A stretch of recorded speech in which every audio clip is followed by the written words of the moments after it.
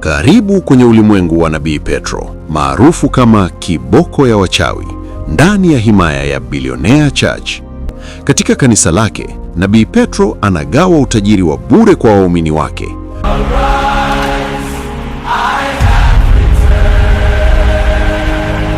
Haleluya! Leo kila maskini anaenda kuwa bilionea. Ukiwa mfuasi wake, ni lazima uwe tajiri. Anafanya miujiza mikubwa, ikiwemo kufufua wafu, lakini kuna siri nzito nyuma ya pazia. Cha ajabu ni kwamba Nabii Petro ni mfuasi wa mfalme fulani wa gizani ambaye ndiye anayempatia nguvu za kufanya miujiza hiyo. Pamoja na upako huo wa ajabu, mwamba huyu pia ni gaidi na jambazi wa kutisha.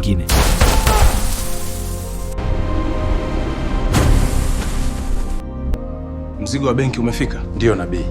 Vijana wamevamia gari la fedha na tumepata bilioni 3, lakini polisi mmoja ameuawa. Kabla hatujaanza simulizi hii ya kusisimua, like video hii, kisha follow au subscribe, alafu niandikie kwenye comment hapo chini kuwa unatazama simulizi hii ukiwa wapi na ni yapi maoni yako ya awali. Okay, tuanze sasa. Mji wa Dar es Salaam ulikuwa umesimama. Barabara zote zinazoelekea Billionaire Church zilikuwa na foleni ya magari ya kifahari. Kanisa hilo halikuwa la kawaida. Lilijengwa kwa vioo vitupu, likiwa na viyoyozi vinavyotoa harufu ya manukato ya gharama kutoka Dubai.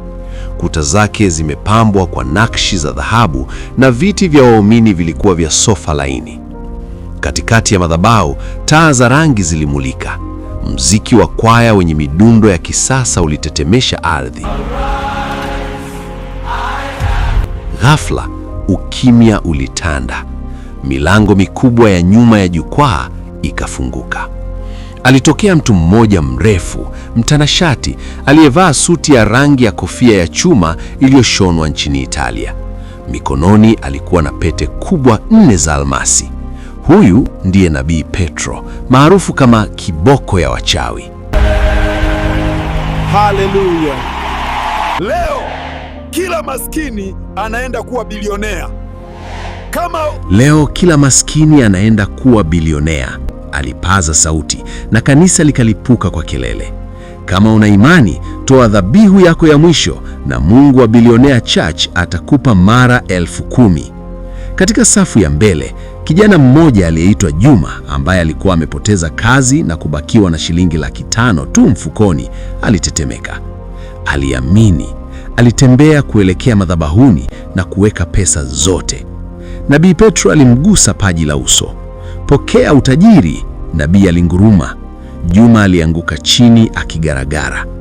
Siku 2 baadaye, Juma alipata simu. Alikuwa ameshinda bahati nasibu ya bilioni 1. Habari zikaenea mji mzima. Nabii Petro kweli ni kiboko. Petro kweli ni kiboko. Saa 4 za usiku, wakati mji ukiwa umelala, Billionaire Church ilibadilika. Taa za rangi zililazimishwa kuzimwa na taa nyekundu za siri zikawashwa katika sakafu ya chini, basement. Nabii Petro, yule aliyekuwa akihubiri amani mchana, sasa alikuwa amevaa fulana ya kuzuia risasi, bulletproof vest, na kushika bunduki aina ya AK-47. Uso wake ulikuwa na makovu ambayo mchana huyaficha kwa vipodozi vya gharama. "Mzigo wa benki umefika?" nabii aliuliza kwa sauti ya kikatili, akimgeukia msaidizi wake Tyson, ambaye alikuwa gaidi hatari anayetafutwa na Interpol. "Ndiyo nabii, vijana wamevamia gari la fedha na tumepata bilioni 3. Lakini polisi mmoja ameuawa," Tyson alijibu. Nabii Petro alicheka kicheko cha kisheitani. "Huyo polisi ni sadaka. Pesa hizi nusu zipelekwe kwenye akaunti za nje kwa ajili ya kununua silaha za kikundi chetu cha The Shadow Terrorists. Nusu nyingine iingizwe kwenye mfuko wa kanisa kama sadaka ya shukrani ili tuioshe iwe halali. Money laundering."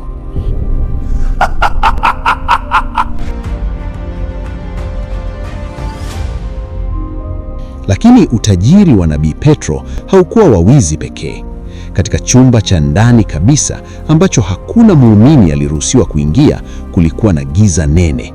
harufu ya udi na damu mbichi ilitanda. Nabii Petro alivua suti yake na kubaki na kitambaa cheusi kiunoni.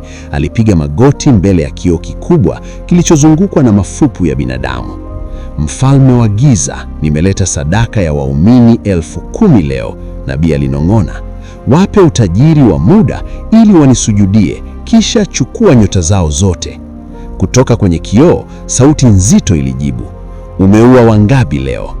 Mmoja tu, huyo polisi, Petro alijibu akitetemeka. Haitoshi, nataka damu zaidi. Kesho fanya muujiza mkubwa, mfufue mtu, lakini unajua gharama yake. Siku iliyofuata kanisa lilikuwa limefurika. Nabii Petro alitangaza kuwa atafufua mtu aliyekufa saa 10 zilizopita. Jeneza lililetwa mbele ya madhabahu. Ndani yake alikuwa binti mdogo, mtoto wa mshirika mmoja mwaminifu wa kanisa hilo. Waumini walikuwa na shauku. Nabii alianza kunena kwa lugha huku akifanya ishara za siri ambazo waumini waliziona kama upako, lakini zilikuwa ni alama za kisheitani. Ghafla, binti yule alikohoa na kufumbua macho. Kanisa likalipuka kwa shangwe. Watu walitoa pesa, saa za dhahabu na hati za viwanja, wakiamini nabii ni Mungu mtu.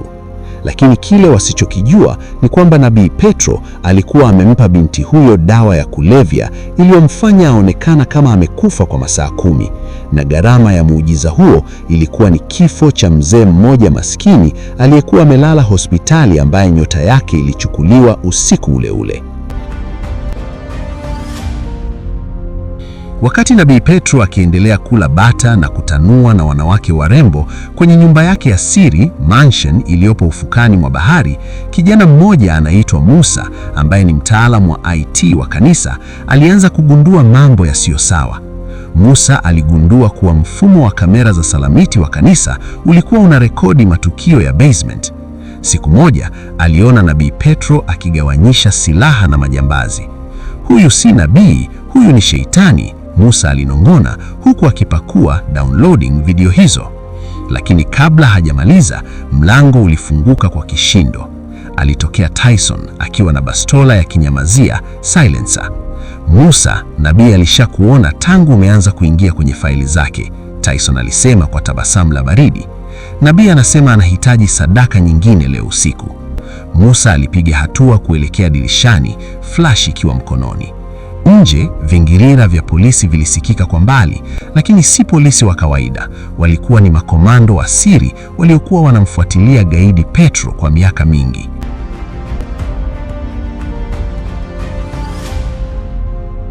Musa hakuwa na chaguo. Alijua akikaa hapo damu yake ingemwagika kama sadaka nyingine. Alitupa kizima moto, fire extinguisher, kwa nguvu kuelekea kwa Tyson na kupiga kelele ya kukata tamaa. Wakati Tyson akikwepa, Musa alijirusha kupitia dirisha la ghorofa ya pili.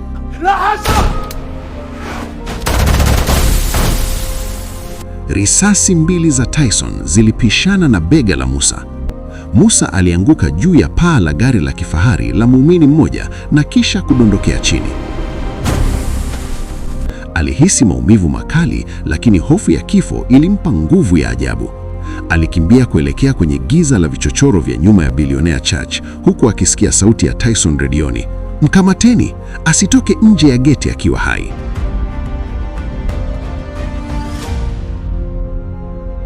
Wakati huo huo, ndani ya kanisa, nabii Petro alihisi mabadiliko ya hali ya hewa ya kiroho. Alijua siri yake ipo hatarini. Alisimama madhabahuni, macho yake yakibadilika na kuwa mekundu kwa sekunde chache kabla ya kurudi kwenye hali ya kawaida. Leo kuna mapepo yameingia humu. Zimeni taa zote. Leo kuna mapepo yameingia humu. Nabii Petro alinguruma. Zimeni taa zote. Kila muumini ashike mikono ya jirani yake, msiachie.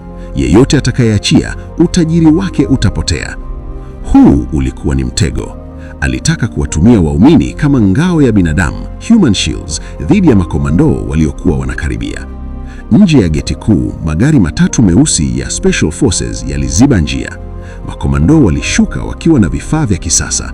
Kiongozi wao, Captain Marco, alitoa amri, tunataka Petro akiwa hai. Ana taarifa za kigaidi tunazohitaji. Lakini walipojaribu kusogea, moshi mzito wa ajabu wenye rangi ya zambarau ulianza kutanda kutokea ndani ya kanisa. Haukuwa moshi wa kawaida, ulikuwa na harufu ya nyama inayoungua. Askari walioingia kwenye moshi huo walianza kupata njozi, hallucinations. Walianza kupigana wenyewe kwa wenyewe, wakidhani wanapigana na majini. Hizi ni nguvu za giza, Captain Marco alipiga kelele. Vaaneni maski za gesi haraka! Wakati vurugu zikiendelea nje, Nabii Petro alikimbilia kwenye chumba chake cha siri chini ya ardhi. Lakini huko alimkuta mtu hakumtegemea. Alikuwa ni mkewe, Mama Askofu Sara, ambaye wengi walimjua kama mwanamke mnyenyekevu na mpole. Sara alikuwa ameshika lile fuvu la binadamu ambalo Petro hulitumia kuombea. Umechelewa Petro, Sara alisema kwa sauti ya baridi ambayo haijawahi kusikika. Nguvu hizi si zako peke yako. Mimi ndiye niliyekutoa kijijini ukiwa mchunga mbuzi na kukupa jina hili. Sasa polisi wako mlangoni na mimi sitaki kwenda jela. Petro alishtuka. Sara, unamaanisha nini? Tunatakiwa kutoroka kupitia handaki la siri? Hakuna sisi tena. Sara alicheka kicheko cha kishirikina. Mimi nimeshaingia agano jipya na mfalme wa giza. Ili mimi nibaki na utajiri huu na kuanzisha kanisa lingine nchi nyingine, nahitaji sadaka kubwa kuliko zote. Nahitaji damu ya nabii. Ghafla kuta za Billionaire Church zilianza kupata nyufa. Waumini waliokuwa ndani walianza kupiga kelele za ajabu, baadhi yao wakigeuka kuwa na tabia za kinyama, wakishambuliana wenyewe kwa wenyewe.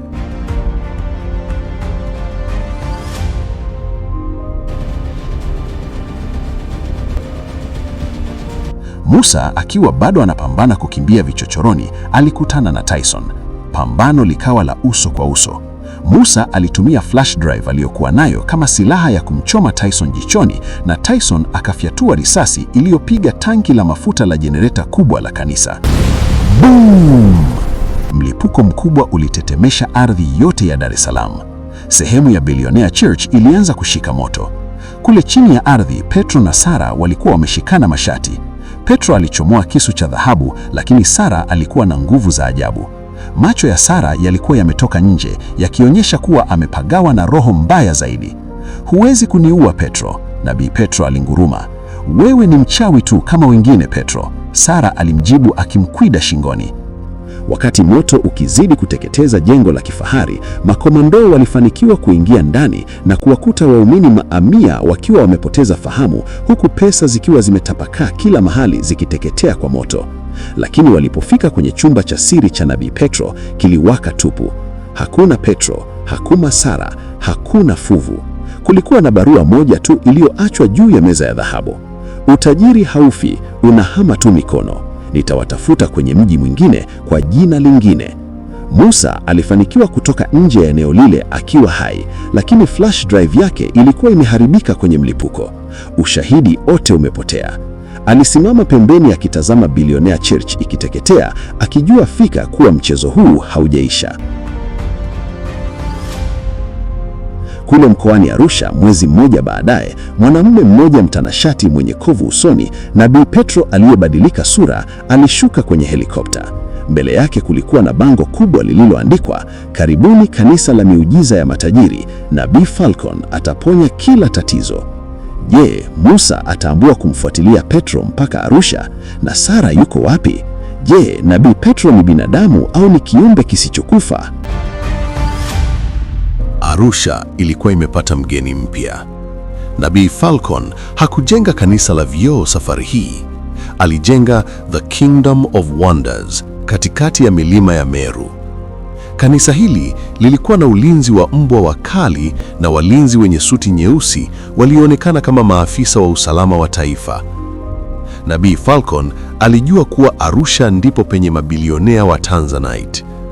Alianza kwa kuwatafuta wafanyabiashara wakubwa wa madini ambao biashara zao zilikuwa zimeyumba. Mwanangu, mchimba madini hahitaji jembe tu, anahitaji jicho la rohoni kuona wapi vito vilipo. Falcon alimwambia bilionea mmoja anayeitwa Mollel ambaye alikuwa amekaribia kufilisika. Falcon alimpa Mollel mafuta ya upako wa dhahabu. Siku 3 baadaye, Mollel aligundua mshipa mkubwa wa Tanzanite wenye thamani ya bilioni 7. Habari zikalipuka kama bomu. kila tajiri wa Arusha akawa anapiga magoti mbele ya Nabii Falcon. Lakini jicho la rohoni la Nabii Falcon halikutoka mbinguni. Chini ya kanisa lake jipya kulikuwa na mfumo wa rada za kisasa GPR zilizoibiwa kutoka kwenye kampuni kubwa ya utafiti wa madini ya Marekani. Nabii Falcon kupitia kundi lake la kigaidi la The Shadow alikuwa amewateka wataalamu wawili wa miamba, geologists, na kuwafungia kwenye handaki. Walipewa ramani za satellite na kumlazimisha Falcon kutabiri maeneo yenye madini. Mtapata mawe, lakini nusu ya faida ni yangu, Falcon aliamuru. Na yeyote atakayetoa siri, familia yake itakuwa kafara ya madhabahu yangu. Musa hakuwa amekata tamaa. Alikuwa amebadilisha utambulisho wake na sasa alikuwa anafanya kazi kama fundi wa mitambo ya sauti, sound engineer, ndani ya kanisa la Nabii Falcon. Alikuwa anatafuta nafasi ya kuingilia mfumo wa kompyuta wa Falcon. Siku moja usiku, Musa akiwa amejificha kwenye chumba cha mitambo, aliona kitu kilichomfanya damu imstuke. Kwenye skrini ya siri ya Falcon kulikuwa na picha za video za moja kwa moja zikionyesha meli kubwa ikipakia silaha kwenye bandari bubu kule Tanga. Kumbe Arusha ni kizio tu, Musa alinong'ona. Anatumia kanisa kusafirisha silaha kwenda nchi jirani zinazopigana vita. Ghafla, mkono mzito ulishuka begani mwa Musa. Musa aligeuka kwa kasi, tayari kwa mapambano, lakini alikutana na macho ya mwanamke hakumtegemea. Sara? Musa alishtuka. Mama Askofu Sara, mke wa Petro aliyedhaniwa amekufa kule Dar es Salaam, alikuwa amevaa sare za walinzi wa kanisa. Alikuwa na kovu kubwa usoni kutokana na ule mlipo, lakini macho yake yalikuwa na kiu ya kulipiza kisasi. Shh! Petro alijaribu kuniua, sasa nataka kila kitu chake kiteketee. Musa, mimi na wewe tuna adui mmoja. Saa 9 za usiku wa manane, Falcon, Petro, alikuwa amesimama mbele ya lile fuvu lake, lakini safari hii alikuwa ameliweka ndani ya boksi la kioo lililojaa vito vya Tanzanite. Alikuwa anafanya ritual ya kufunga mji. Mfalme wa giza, nimeleta mabilionea wa Arusha chini ya miguu yangu. Nipe nguvu ya kutawala biashara ya silaha kanda nzima. Ghafla, taa zote za kanisa zilizima. Sauti ya ajabu ilisikika ikitokea kwenye kuta za kanisa. Ilisemekana kutoka kwenye kipamba cha zimbo la Falcon. Umesahau agano letu, Petro. Uliiba nyota ya mkeo, sasa mkeo anakuja kuchukua roho yako. Falcon alicheka. Sara alishakufa, mimi ndiye mshindi. Ghafla, milango ya kanisa ilivunjwa na mabomu ya machozi. Makomando wa serikali wakiongozwa na Captain Marco ambaye hakuacha kumfuatilia Petro waliingia ndani kwa kasi. Lakini safari hii Falcon alikuwa amejiandaa. Alibonyeza kitufe na sakafu ya kanisa ikafunguka. Mashine kubwa zilianza kutoa sauti ya ultrasonic ambayo iliwafanya waskari waanguke chini wakivuja damu masikioni. Karibuni kwenye Jehanamu yangu, Falcon alipiga kelele.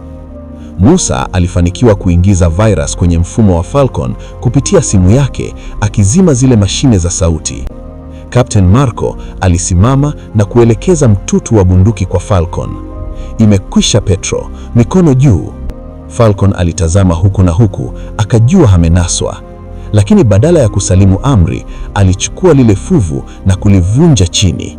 Moshi mweusi ulimfunika na alipoonekana tena, alikuwa na sura ya kitofauti, siyo ya binadamu tena. Mimi si Petro, mimi ni kiongozi wa The Shadow. Je, Nabii Falcon atabadilika kuwa kiumbe gani kuzuia kukamatwa? Moshi mweusi uliojaa harufu ya kiberiti ulitanda ndani ya kanisa la Kingdom of Wonders. Nabii Petro, sasa akiwa na sura isiyo ya kibinadamu, alitoa mungurumo uliovunja vioo vyote vya madhabahu. Lakini Musa, akiwa ameshikilia kompyuta yake mpakato, laptop, aligundua siri ya mwisho. Haikuwa miujiza wala haikuwa majini pekee. Ilikuwa ni teknolojia ya hali ya juu ya Neuralink iliyochanganywa na dawa za kulevya za kupumbaza akili. Sara, sasa! Musa alipiga kelele. Musa alibonyeza kitufe cha enter. Program aliyokuwa ameitengeneza ilishambulia mfumo wa kielektroniki uliokuwa ukiendesha lile jengo. Ghafla ile hali ya kutisha ya Nabii Petro ilianza kufifia. Ile sura ya kiumbe cha ajabu ilikuwa ni hologram, picha ya mwanga iliyokuwa inatengenezwa na projekta za siri, na ile nguvu yake ya ajabu ilitokana na suti ya kijeshi ya exoskeleton iliyojificha chini ya joho lake. Wewe ni tapeli tu Petro, Sara alinguruma, akijirusha kutoka juu ya nguzo na kumvamia Petro kwa kisu cha fedha. Pambano lilikuwa la kufa na kupona.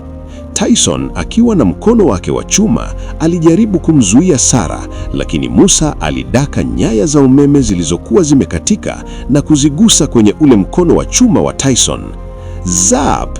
Tyson alipigwa na shoti kali ya umeme. Mfumo wa mkono wake ukalipuka na kumtupa nje ya ghorofa, akatumbukia kwenye korongo la mlima Meru. Safari hii Tyson hakurudi tena. Nabii Petro akiwa amezindiwa na nguvu za Sara na risasi za makomando wa Captain Marco, alikimbilia kwenye helikopta yake ya siri iliyokuwa juu ya paa la kanisa. Huwezi kunikamata Marco, mimi nina mabilioni nchi nzima, nitajenga bilionea chachi nyingine duniani kote. Petro alicheka kwa dharau huku akipanda kwenye helikopta. Lakini aliposokota ufunguo wa kuwasha ndege ile, sauti ya Musa ilisikika kupitia spika za helikopta. Petro, umesahau kuwa mimi ndiye niliyetengeneza mfumo wa usalama wa ndege hii? Huendi popote. Musa alikuwa amefunga injini ya helikopta kwa mbali, remote lockout. Petro alinaswa kama panya kwenye mtego. Captain Marco na vijana wake walimzingira Petro juu ya paa. Sara alimkaribia mumewe wa zamani, machozi ya hasira yakimtoka. Uliua maelfu ya watu kwa kivuli cha dini. Uliiba nyota za maskini ili uwe Mungu mtu. Leo agano lako limevunjika, Sara alisema kwa sauti ya chini. Ghafla ardhi ilitetemeka. Lile handaki la siri iliyojaa silaha na kemikali chini ya kanisa lilianza kuwaka moto kutokana na shoti za umeme za Musa. Milipuko mfululizo ilianza kulivunja jengo lile la kifahari vipande vipande. Okoa maisha yako Petro, kama kweli wewe ni nabii, Sara alimkebehi, kisha akajirusha kwenye kamba ya uokoaji ya helikopta ya jeshi iliyokuwa imewasili. Musa, Sara na Captain Marco waliondoka kwa haraka, huku Kingdom of Wonders ikiteketea kwa moto mkubwa wa rangi ya bluu. Nabii Petro alibaki juu ya paa akipiga kelele kwa Mungu wake wa giza amwokoe, lakini safari hii hakuna jini wala teknolojia iliyomjibu. Jengo liliporomoka na yeye ndani, likizika siri zake zote, mabilioni yake na fuvu lake la maajabu. Miezi 6 baadaye, mji wa Dar es Salaam na Arusha ulikuwa umetulia. Magazeti yote yalikuwa na picha ya Musa kama shujaa wa taifa aliyefichua genge la kigaidi la The Shadow.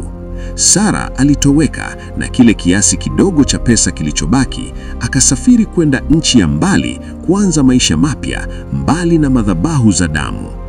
Musa alikaa ufukweni mwa bahari ya Hindi akiwa na ile flash drive ya mwisho. Ndani yake kulikuwa na orodha ya manabii wengine 12 ambao walikuwa washirika wa Petro nchi nzima. Mchezo bado haujaisha. Musa alibonyeza kitufe cha upload na kutuma siri hizo kwa vyombo vyote vya habari duniani. Billionaire Church ilikuwa imekufa, lakini vita dhidi ya mbwa mwizi waliovaa ngozi ya kondoo ndiyo kanzo ilikuwa inaanza. Musa alisimama, akatupa ile flash baharini na kutembea kuelekea kwenye mwanga wa jua lililokuwa likichomoza. Mwisho. Asante kwa kufuatilia simulizi hii ya kusisimua ya Nabii Petro, kiboko ya wachawi. Haki imetendeka na uongo umechomwa kwa moto wa ukweli. Nadhani utakuwa umejifunza kitu kwenye simulizi hii. Weka maoni yako kwenye comment hapo chini, niambie kuwa umeionaje story na umejifunza kitu. Kabla sijawaaga, ni wataarifu tu kwamba simulizi ya Chafu 3 Season 2 ipo tayari na ndiyo inayofuata baada ya hii. Tukutane tena katika wakati mwingine, na asante sana kwa kuangalia. Mtayarishaji wa simulizi hii ni King Rhino MC Seba. Bye.